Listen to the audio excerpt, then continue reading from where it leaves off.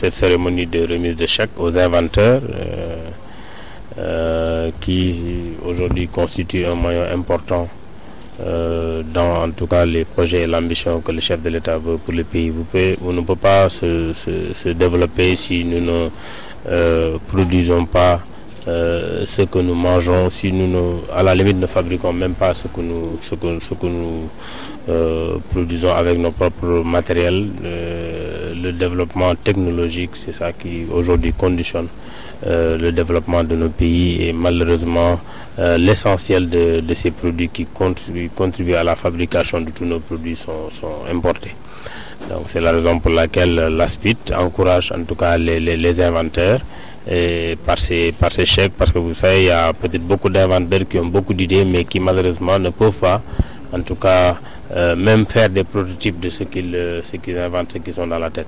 Donc c'est la raison pour laquelle lorsque nous avons été sensibilisés par le directeur général de l'ASPIT, nous avons accepté de venir rehausser notre présence à cette cérémonie, encourager également les inventeurs. Et comme vous avez vu, j'ai préféré d'ailleurs qu'on change un peu par rapport aux cérémonies traditionnelles, que les gens partagent avec le public ce qu'ils ont inventé. Et je pense que également ce sera fait dans un autre salon qu'on fera avec le ministère de la Recherche scientifique et très certainement avec la présence effective du chef de l'État. Nous pensons également que avec cette cérémonie, ça va nous pousser, nous, déjà en tant que ministère, à faire davantage pour les inventeurs. L'ASPIT a déjà dédié 50% en tout cas de son budget d'investissement, donc de 2013 aux inventeurs. Ça montre déjà que l'ASPIT est déjà sur le chemin. Si ce n'était pas en tout cas cette option, elle aurait pu utiliser ça pour un fonctionnement ou en tout cas pour autre chose. Et comme j'ai dit, nous allons également pour les années à venir faire autre chose. Moi, je me rappelle très bien d'ailleurs quand on présentait le budget, j'avais tenu à ce que les inventions en tout cas de nos chers compatriotes soient matérialisées dans le document que nous avons présenté à l'Assemblée nationale pour que les députés voient que nous avons quand même fait des prototypes. Et je pense qu'aujourd'hui, une fois que ces prototypes auront fait leur preuve, il faut qu'on les aide à vulgariser.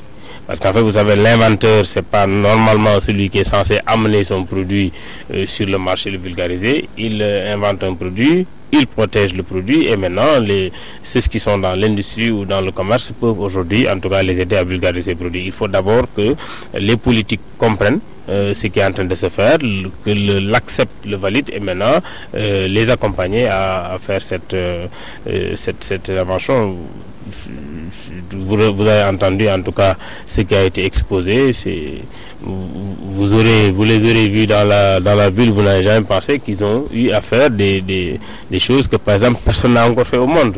Et comme l'a dit M. le ministre, l'ASPIT a consacré la moitié de son budget pour les inventeurs et innovateurs.